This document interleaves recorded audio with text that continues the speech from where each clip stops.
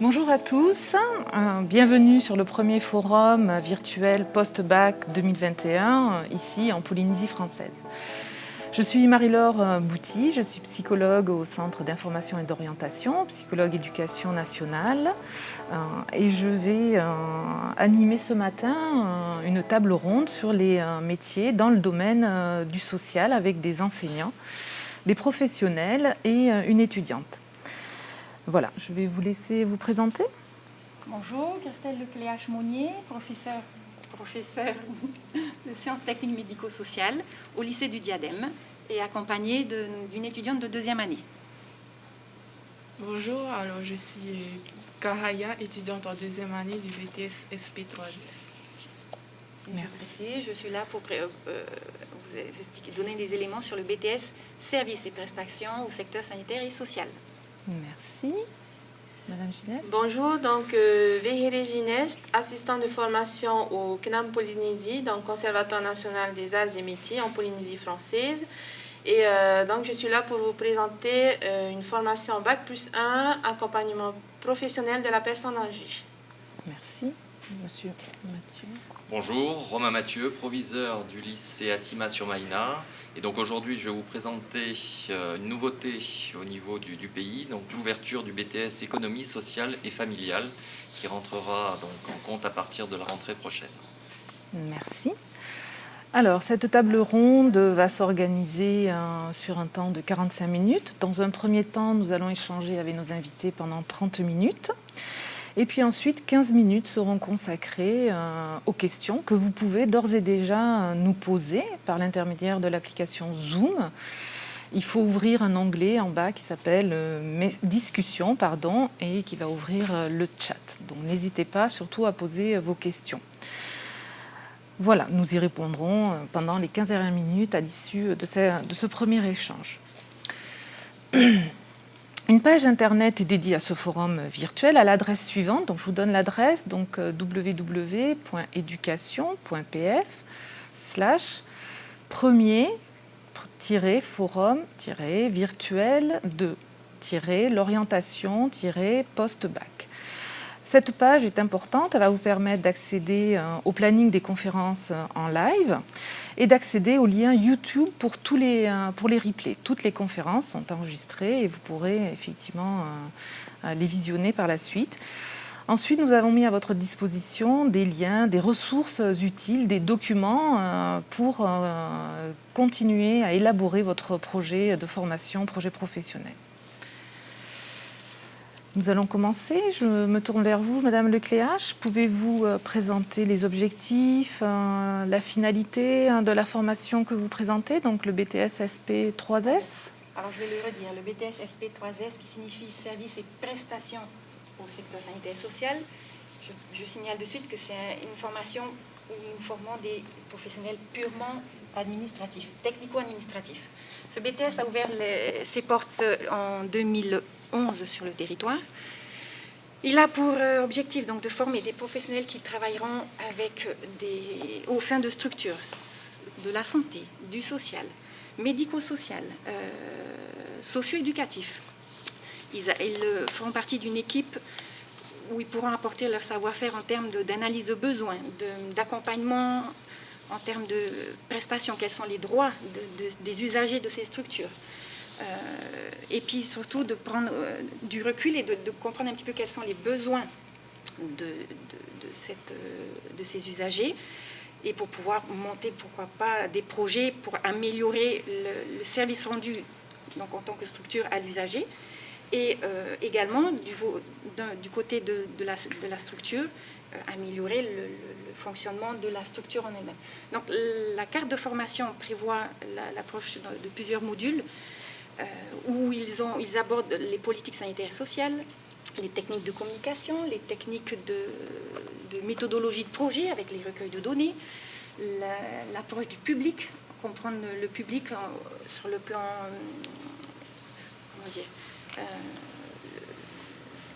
comment réagissent le public pour pouvoir bien comprendre leurs demandes, la partie ressources humaines pour l'équipe de la structure, La gestion, quand on veut monter un projet ou quand on veut budgétiser un projet, il faut bien connaître les bases du budget.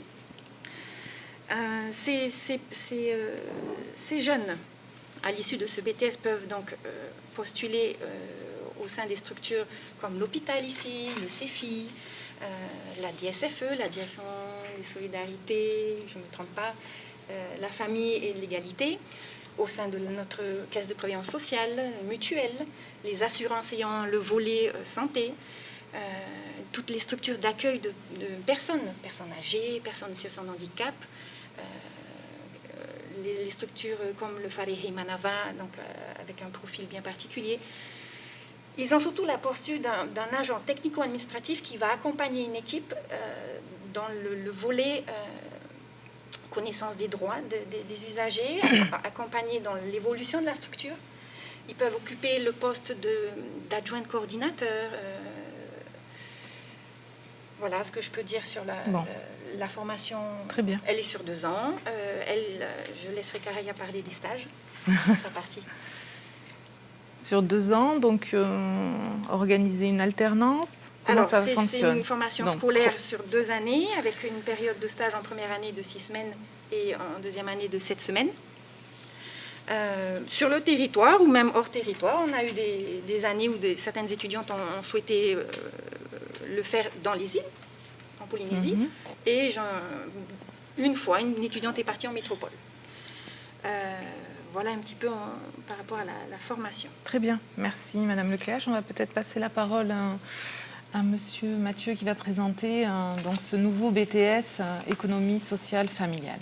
Oui, alors, je prends le relais par rapport au BTS qui va ouvrir sur le lycée de Maïna, donc économie sociale et familiale. Et c'est vrai que même si on a des domaines assez proches avec le SP3S, en fait, ce qui distingue aussi les deux, c'est que là, on forme des experts de la vie quotidienne, des experts de la vie quotidienne, que ce soit dans le domaine de l'énergétique, dans le domaine également de tout ce qui est santé, nutrition. On a également toute la partie environnement et économie et la partie habitat et logement. Et c'est vrai que donc ces futurs experts, alors au masculin comme au féminin, sachant que le BTS n'est pas genré du tout, on recrutera aussi bien des hommes que des femmes. L'idée, c'est véritablement de pouvoir accompagner, en individuel comme en collectif, les différents usagers dans les démarches de la vie quotidienne. À savoir que, alors malheureusement, la situation économique actuelle a fait que y a un vrai besoin au niveau du pays sur cette aide, sur cet accompagnement, sur cette expertise, que ce soit au niveau des différents foyers, au niveau, alors j'entendais tout à l'heure la CPS, c'est vrai qu'on va être sur, on va dire, des lieux communs au niveau des stages et des emplois, mais par contre pas exactement sur les mêmes métiers, parce qu'on va être également sur l'OPH qui va être aussi très important dans la démarche de formation au sein du BTS et également au niveau des stages, et également donc l'agence immobilière et sociale de la Polynésie française. À côté de ça, c'est vrai que des structures nationales comme la PJJ sont également demandeuses, que ce soit en stage mais également en termes d'évolution, de ces élèves, de ces étudiants plus exactement, même si ce sont des étudiants scolaires, de pouvoir déjà découvrir et ensuite de pouvoir accompagner donc les différentes familles et les différentes structures. À côté de ça, si on parle, c'est vrai, de métiers, j'en ai entendu. Alors c'est vrai que pour le moment, le retour, sachant que c'est une ouverture sur le pays, donc on n'en a pas énormément, mais en tout cas, on peut avoir sur les conseillers habitat, les chargés de location, donc également les conseillers énergie, également les responsables de la vie quotidienne en établissement, les animateurs en consommation et également les animateurs prévention santé. À savoir que, pareil, au niveau de la DSFE, le travail qui a été fait pour cette ouverture montre un vrai besoin, que ce soit au niveau des communes, que ce soit au niveau des structures, et que ce soit également, par exemple, au niveau des Matayapo, pour l'accompagnement également de ces personnes. Sur on va dire l'aspect purement pédagogique, on est également sur une structure avec des modules qui vont partir du module expertise technique, de l'animation également, la partie économique, comme j'ai parlé tout à l'heure, de la partie habitat c'est extrêmement important. On va aller jusqu'à l'expertise, par exemple, sur la question de la fabrication de repas à domicile, également du nettoyage d'un environnement qui va être l'espace de vie, alors, soit personnelle, soit collective.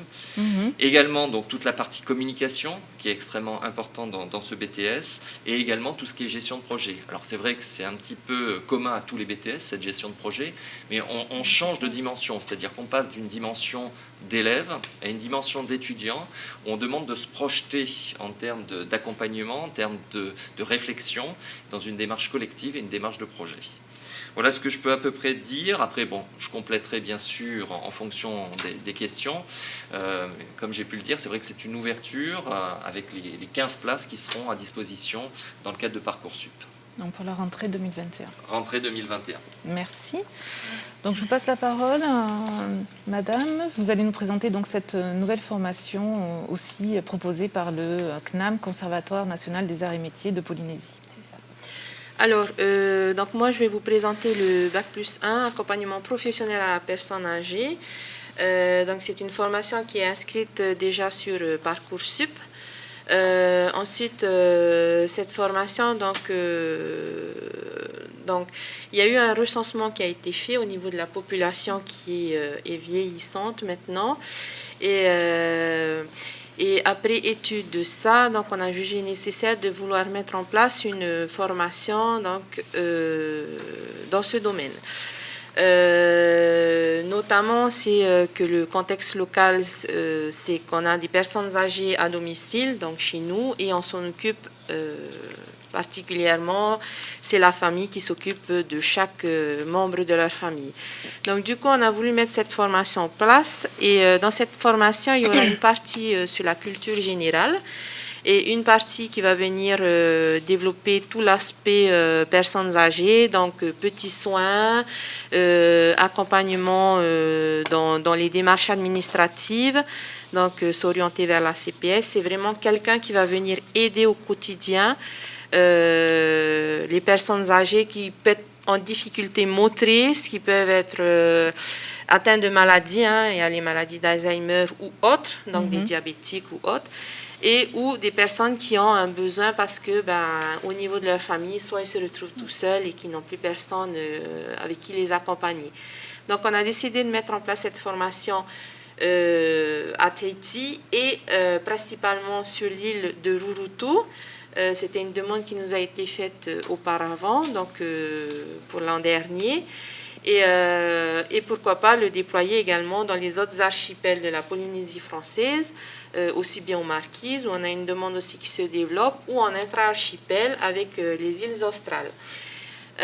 Donc une formation où on travaille sur un côté pratico-pratique, et à la fin, donc, une période de stage qui sera demandée à être effectuée, soit en échange avec les élèves de Tahiti et les élèves des îles.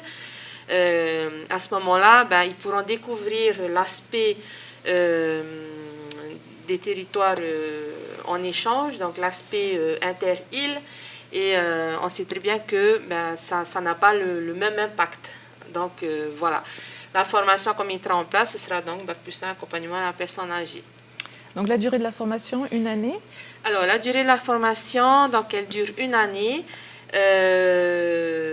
Donc ce sera des cours qui seront faits soit en capsule, qu'on appelle des MOOC, en capsule. Ce sont des vidéos que nous allons mettre en place et les mettre à disposition dans les îles. Nous ferons aussi intervenir donc, des formateurs de métropole dans le domaine. Et actuellement, nous sommes en correspondance avec la chaire du CNAM Paris, donc, qui est représentée par Madame Sandra Berthézen. D'accord. Voilà. Très bien. Merci. Donc là, voilà, on a vu la présentation de 3 formations sur le territoire, donc dans le domaine du social. On va revenir un peu vers vous, Madame Lecléache. Est-ce que vous pouvez peut-être nous présenter la formation en termes d'exigence et si vous pouviez peut-être donner des conseils là, aux jeunes lycéens qui nous regardent et qui seraient intéressés par cette formation? Alors, en termes d'exigence, déjà la demande se fait par Parcoursup, un petit rappel, c'est actuellement. Nous allons certes prendre note de vos résultats, de votre lettre de motivation, et dans votre lettre de motivation, votre projet. Certes, quand on est en terminale, ce n'est pas évident de se définir un projet, mais de nous expliquer un petit peu vers quoi vous voulez tendre, en lien bien sûr avec le BTS SP3S. On va également, dans votre lettre de motivation, voir un petit peu la rédaction, parce qu'il y a des exigences en termes de rédaction. Vous avez des épreuves où il y a de la rédaction, il y a un sujet sur les politiques sociales.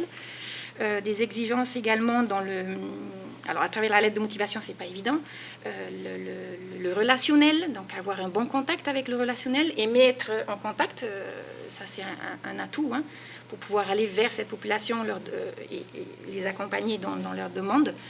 Un esprit critique, un esprit d'analyse, de curiosité. En fait, c'est comprendre comment une société fonctionne et comment est-ce qu'on peut aider cette population dans notre domaine de compétences SP3S. Mais c'est cette volonté d'aller au-devant, d'avoir un contact facile avec les usagers, la population, les ressortissants en fonction de la structure dans laquelle nous sommes. Et puis une autonomie de travail et être responsable de ce qu'on fait. Voilà, c'est un peu le quotidien. Sur les 2 années, on forme nos étudiantes sur un savoir-être, savoir-faire, la posture professionnelle, voilà Très bien. sur lesquels nous travaillons. Oui, j'imagine qu'il y a des points communs peut-être avec le BTS économie sociale familiale. Vous avez mis un point important sur le projet de formation motivée. Il s'agit effectivement de convaincre par l'intermédiaire de ce document que vous devez renseigner sur Parcoursup. Une information sur le projet fera l'objet d'une table ronde. À ce sujet, nous, avec bien sûr l'accord de notre direction, des immersions sont possibles. Il me semble qu'elles sont organisées actuellement. Donc, allez voir sur le site du lycée. Je sais qu'il y a des immersions qui se font. Donc, vous êtes les bienvenus, toujours en respectant une demande via votre établissement. Vous ne pouvez pas venir comme ça, on est d'accord. Mais des immersions sont possibles et on peut vous accueillir, on peut surtout prendre un temps pour échanger et vous expliquer quelles sont les attentes. Et avec, s'il faut, des étudiantes qui pourront répondre à vos questions plus pratiques peut-être, en termes de temps de travail, de méthodologie de travail, d'investissement dans son travail. Et voilà. Merci, c'est une belle ouverture, une invitation pour un temps d'observation au sein de ce BTS. Monsieur Mathieu, de votre côté, le BTS en termes d'exigence ? Oui, alors je vais peut-être scinder mon propos sur 2 parties. La partie exigence sur la formation et après les attendus par rapport à Parcoursup. Parce que pour préparer donc ce petit moment d'échange, c'est vrai qu'on a réfléchi avec les équipes qui vont avoir en charge donc ce BTS et on s'est demandé quel était le profil type, on va dire, du futur étudiant et donc du futur professionnel. Et donc plusieurs choses, et on se rejoint sur certains éléments. La qualité du relationnel est bien sûr importante, la notion d'écoute, la notion d'empathie, la notion de bienveillance qui va être extrêmement importante, parce qu'on est en lien et on est en contact aussi avec des personnes qui sont certaines fois dans une certaine fragilité et qui ont besoin d'aide. La question aussi d'être pédagogue, c'est vrai que ça va être d'autant plus important. Et également le pragmatisme, c'est-à-dire bien comprendre aussi et avoir les pieds sur terre par rapport à tout ce qui se passe et à l'environnement. D'autant plus quand on voit, comme j'ai dit tout à l'heure, la situation actuelle, il faut bien comprendre les tenants, les aboutissants pour essayer de poser une expertise qui soit véritablement en adéquation avec les besoins. À côté de ça, bien sûr, la rigueur qui est nécessaire. Côté Parcoursup, donc bien entendu, la question des résultats scolaires est aussi présente, mais pas que. Et c'est vrai que la question de la motivation, de l'assiduité aussi, parce que je l'ai dit tout à l'heure, ce sont des futurs étudiants. Mais je le répète, ce sont des étudiants scolaires qui sont dans un contexte où on n'est pas dans un système où ils peuvent venir à la carte. C'est vraiment un besoin de présence au sein de l'établissement. Et donc c'est vrai que les attendus de formation sur Parcoursup vont faire ressortir ces éléments. Également le projet. Le projet de formation motivée. Voilà, il a été signalé et précisé à déjà 2 reprises. quel projet? Comment se projette donc le futur étudiant? Est-ce qu'il a réfléchi? Comment il va présenter aussi les choses? Et ça, c'est d'autant plus important parce qu'on aura une idée de la posture avec laquelle il va venir dans nos formations, que ce soit sur le diadème, que ce soit au CNAM ou que ce soit sur Maïna. Et l'aspect rédactionnel, c'est vrai qu'il est d'autant plus important que, c'est vrai, au fur et à mesure, on se rend compte que les BTS ou les futurs BTS ont besoin d'écrire, contrairement à ce que peut-être eux pensent, et d'autant plus sur ces formations où le caractère de la santé, le caractère du social, le caractère familial dans l'approche est nécessaire. Voilà ce que je peux dire. Merci. Un projet personnalisé et qui puisse montrer le lien, l'adéquation entre ce désir de formation et vos intérêts et votre parcours. Merci. Madame Gineste, vous, de votre côté, quelles sont vos exigences?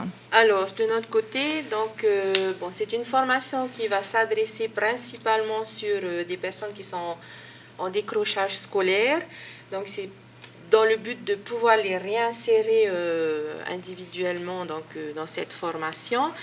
Au niveau des exigences, ça va être donc une assiduité, comme toute formation, tout diplôme qui est demandé. Une assiduité, une facilité aussi d'adaptation, parce que le métier donc, demande beaucoup d'adaptation par rapport à ce qui va être demandé. De l'empathie également, donc l'empathie qui va permettre de pouvoir communiquer aisément aussi avec les personnes âgées, être à l'écoute, qui n'est pas évident pour cette formation. Donc c'est une formation aussi où on va exiger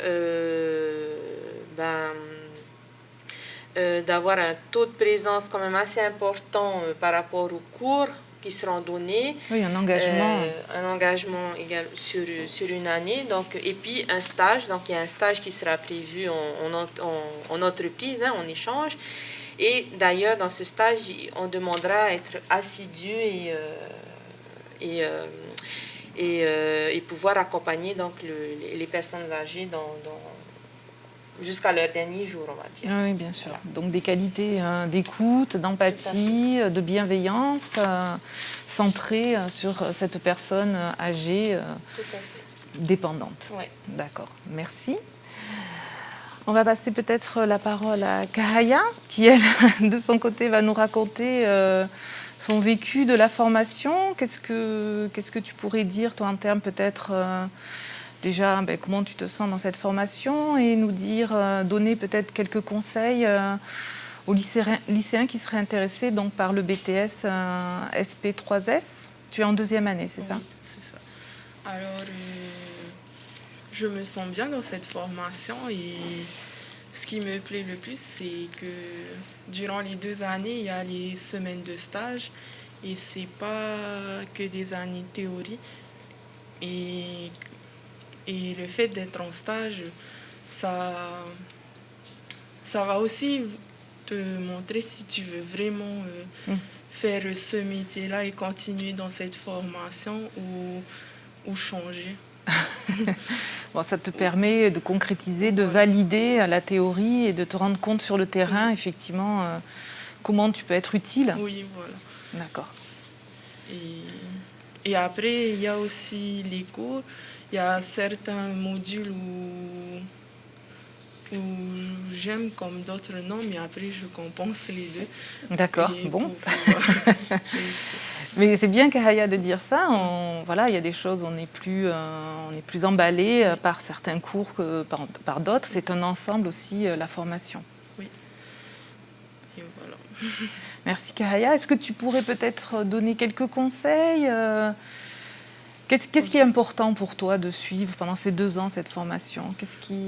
Le conseil que je pourrais donner, c'est d'être assidu et aussi, si vous vous engagez dans cette formation, d'être sûr de ce choix.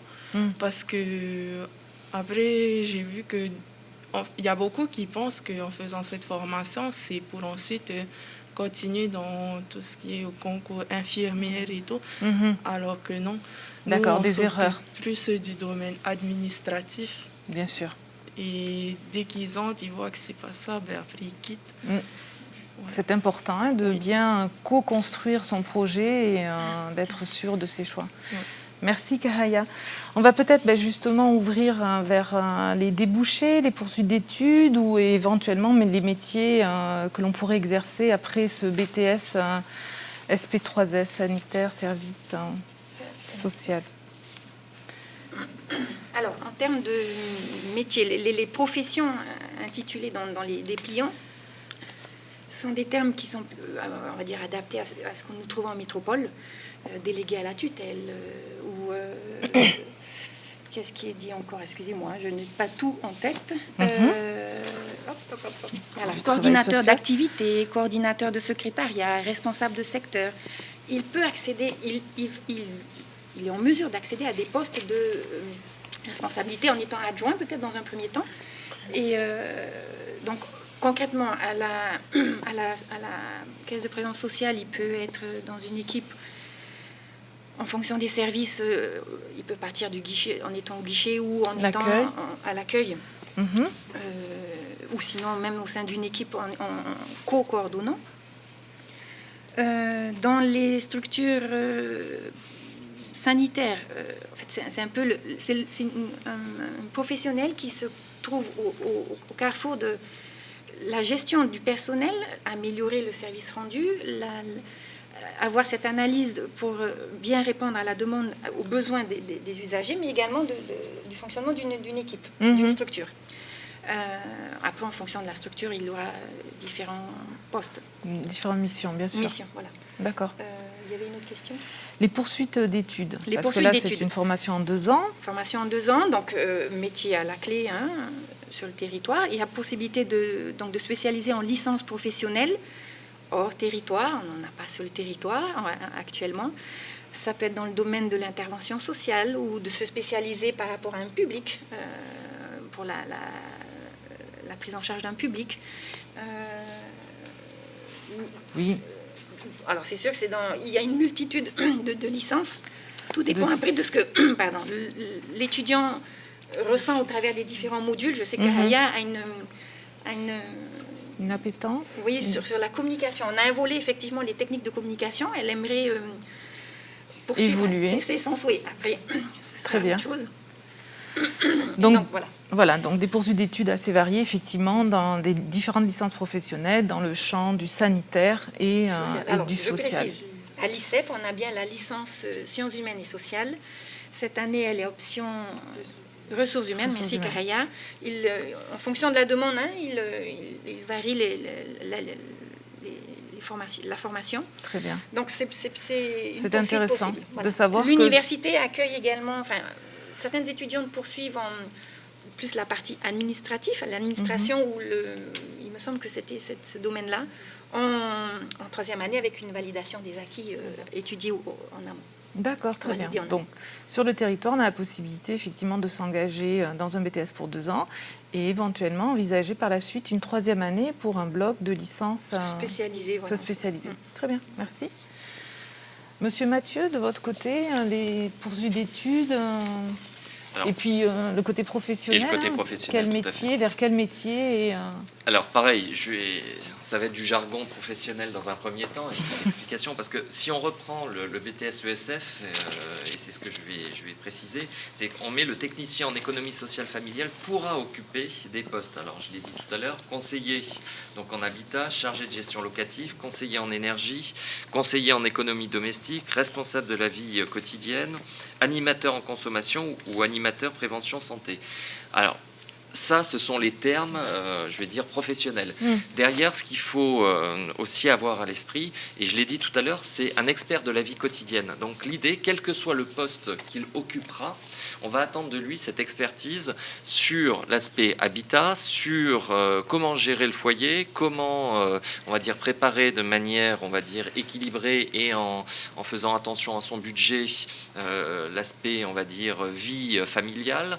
Ça peut être aussi aussi en complément, alors là on était sur l'usager, que ce soit la personne âgée, que ce soit la famille en difficulté, tout ce qui est précarité.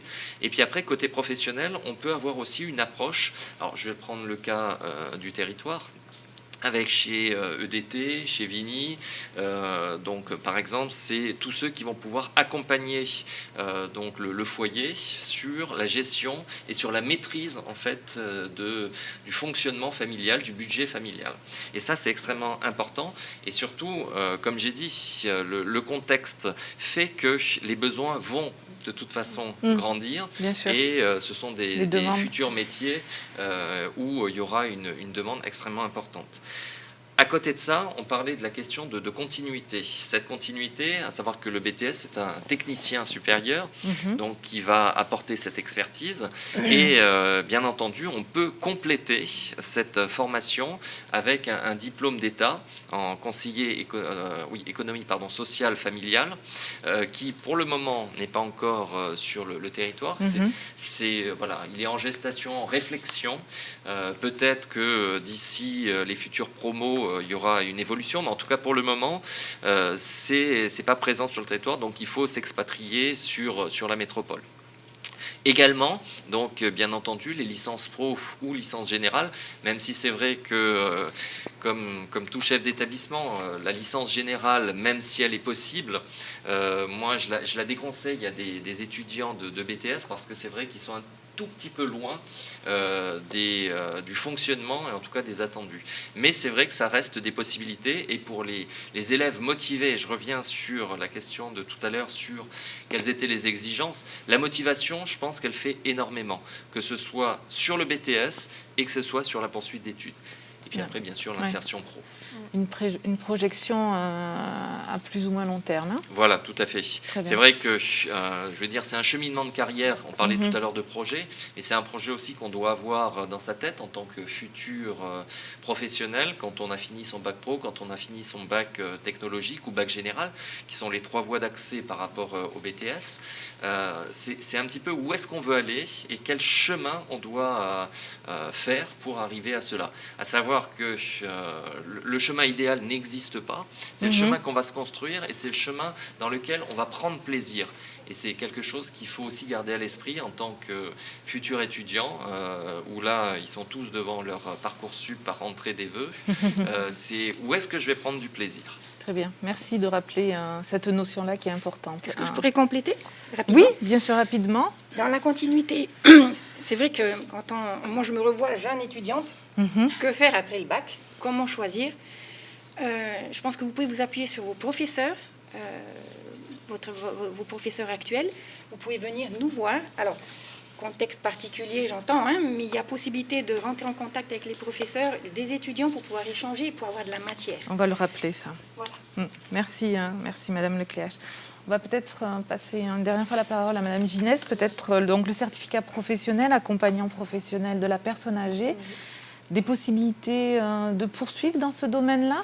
Effectivement, donc des possibilités de poursuite vers un titre RNCP, donc c'est un registre national à certification professionnelle, donc c'est un bac+2, en chargé d'accompagnement social et professionnel, et une poursuite également en licence pro, donc qui est également en cours d'élaboration, D'accord. Et qui est accessible voilà, après cette formation. Et donc toujours proposé par le CNAM. Par le CNAM. D'accord. Par contre, juste rebondir sur 2 petites choses, c'est que le CNAM propose également une licence 3e année en ressources humaines ou en commerce de marketing. Si après, nous on a des BTS SP3S qui sont inscrits en licence RH également. Donc c'est une possibilité pour les futurs étudiants de pouvoir intégrer soit des licences dans le domaine du marketing ou dans le domaine des ressources humaines. Ressources humaines, communication. Voilà. Merci beaucoup. Des choses assez variées. On va consacrer quelques minutes pour les questions des élèves. Donc première question, ça vous concerne. Si j'ai un bac pro ASSP, donc soins et services à la personne, puis-je avoir des chances d'entrer dans ces 2 BTS, donc ESF, SP3S, avec un bac pro ASSP? Tu as un bac pro ASSP ? Elle a un bac pro ASSP. Kahaya, tu as un bac ASSP. Oui. Donc oui, tu as toutes tes chances d'intégrer le VTS SP3S. Moi-même, je suis titulaire d'un bac pro ASSP. Et il y a beaucoup de nouveautés par contre et beaucoup de rédaction. Mais après, il y a quelques matières comme par exemple gestion où ça correspond aussi avec ce qu'on fait durant le bac. D'accord. Kaya, une autre question pour toi. Est-ce que tu peux nous citer quelques lieux de stage ? Alors, en lieu de stage, il y a la CPS, la DSFE. Et actuellement, je suis en stage au centre Papanui. Et c'est un centre médico-éducatif. Et il y a aussi des associations comme Tetorea, lutte contre le cancer et plein d'autres. D'accord. Et qui reçoit quel public ? Des adultes ? Tetorea, ils reçoivent des adultes et publics SDF. SDF, d'accord. Donc en précarité. Oui. D'accord, très bien. Merci Kahaya. Je complète peut-être sur le côté... Tout à fait, vite fait, pour essayer Alors, de garder les autres les bacs questions. pro ont toute leur place. Nous avons un quota qui est déterminé par la hiérarchie. Hein. Bien sûr. Donc les bacs pro ont toute leur place. Nous serons vigilants, toujours pareil, sur votre projet, dans la rédaction de votre projet. Et après, à vous de vous dire, bon, okay, je souhaite aller dans cette formation, je veux devenir quoi, je veux faire quoi. Donc renseignez-vous en amont sur qu'est-ce que c'est, on devient quoi, on fait quoi avec, on va où en stage, je peux être embauché où. Toute cette préparation vous permettra de palper un petit peu cette formation, de comprendre un petit peu les attentes de cette formation. Et puis les 2 années se passeront à merveille. Très bien. Monsieur Mathieu, une petite bonjour. précision, oui, parce que là on parle du bac pro à SSP, Oui. mais c'est vrai que le bac pro SPVL, donc qui est en train d'évoluer sur le bac pro à EPA, donc est toujours aussi dans cette même logique. Personnes âgées. Personnes âgées. Le bac pro, le bac technologique et le bac général ont leur place de toute façon sur le BTS. Alors c'est vrai que dans le chemin, on va dire des diplômes, on a plus fléché les bacs pro vers les BTS et les bacs techno vers les maintenant BUT. Mais ce qu'il faut savoir, c'est que tout le monde a sa place. Et je reviens sur la question de la motivation. À partir du moment où on a un projet, on a envie d'avancer et on a vraiment cette niaque, certaines fois on peut le dire ça, il faut présenter, il faut rentrer dans Parcoursup et compléter le projet de formation. Le projet de formation, tout à fait. Il n'y a pas en fait de parcours, enfin il y a des parcours, on va dire, qui sont dessinés, mais après il y a le parcours qu'on va se faire. Voilà. Et ça, c'est important de dire aux futurs candidats Parcoursup et puis aux futurs étudiants, c'est véritablement, je l'ai dit tout à l'heure, c'est le plaisir que vous allez avoir, mais c'est surtout la construction de votre projet qui, une vie, c'est pas une ligne droite, et certaines fois, on a le droit aussi de prendre quelques petits virages ou un embranchement à droite ou à gauche. Merci Monsieur Mathieu. Vous pouvez peut-être garder le micro et on finira après par vous Madame Gineste, ce qui nous reste quelques minutes. Des lycéens demandent là comment choisir entre les 2 BTS, comment les aider justement à faire ce choix en fait, plus un BTS que l'autre. Bon, on a essayé de le présenter, mais c'est vrai que...